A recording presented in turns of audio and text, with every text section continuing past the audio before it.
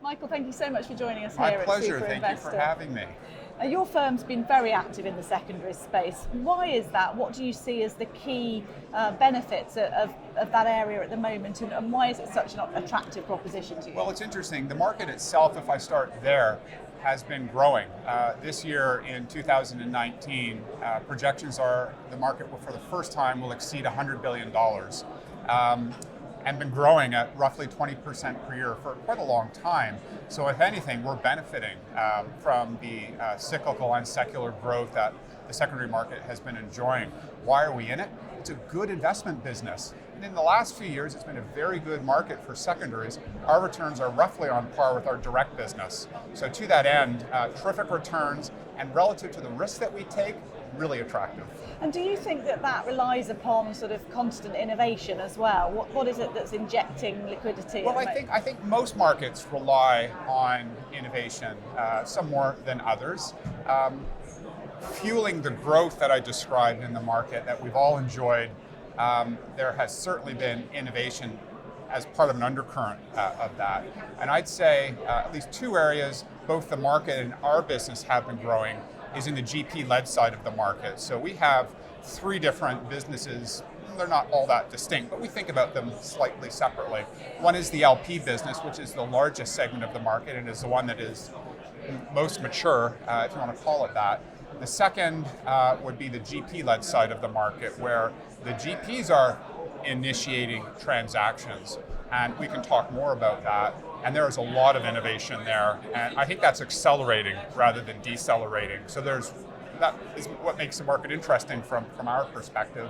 We have a third part of our business, which we call structured financing, and there is a lot of innovation there, but a lot less competition. So that is uniquely attractive to us for some of our own internal reasons. Our structured financing business is one where there is relatively low competitive intensity and a lot of demand for our style of capital. So against those three different parts of our market, there are varying degrees of innovation.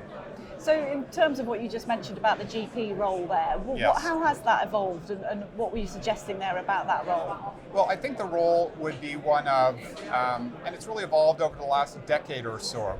So the beginning of the GP-led side of the market tended to be with lower quality managers who had been, for one reason or another, unable to raise a new fund. So they had a team, they had a set of assets, and generally a disappointed LP base or a tired LP base.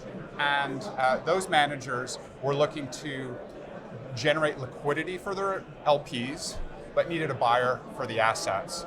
And the secondary market ended up being a good buyer for these assets and helping the GP solve two problems. One, liquidity for the existing investors, but also a new economic opportunity associated with the new money that was being raised around assets that they knew very well. So that was the beginning of the GP-led market, and to be honest, that's also a reason for a little bit of the tarnish on it. Lower quality manager, lower quality assets.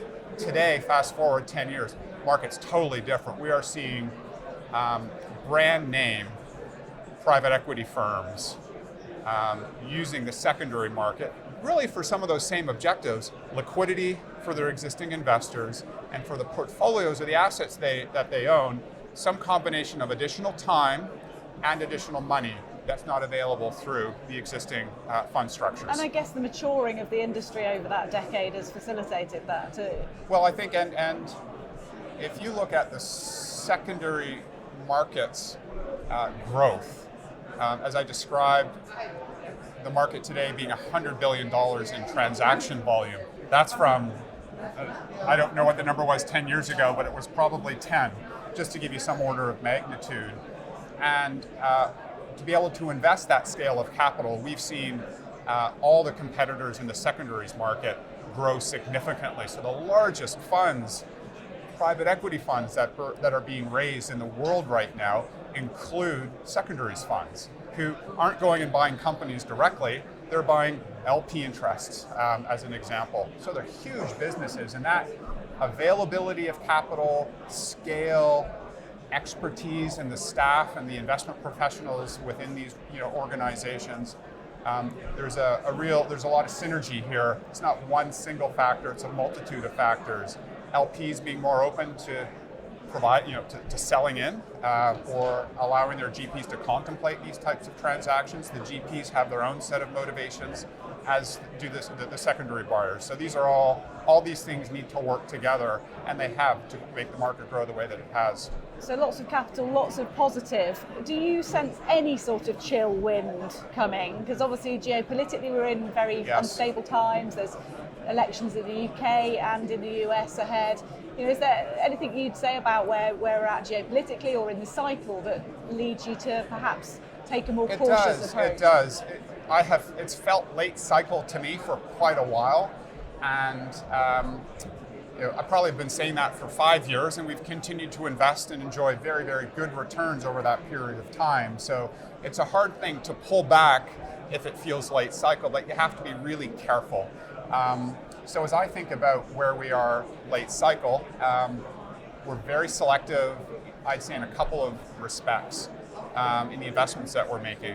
I'd say the first is quality. Quality in the GP and quality in the assets. That to me is really foundational.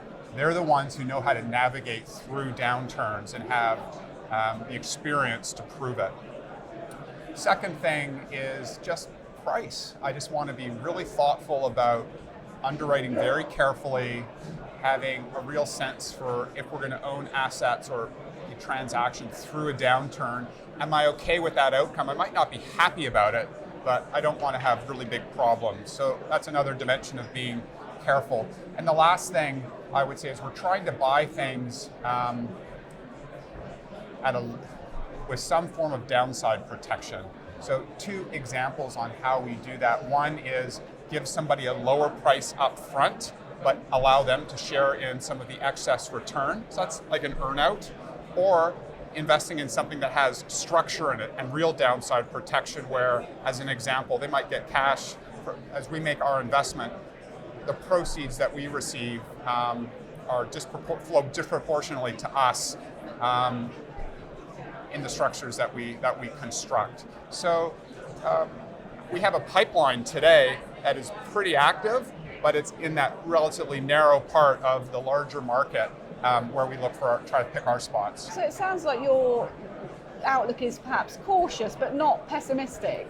Yeah, I think that's, if I were a market timer, if I were really good and I could tell you with certainty today where we were in the cycle, I'd do something differently. Depends where I think we are.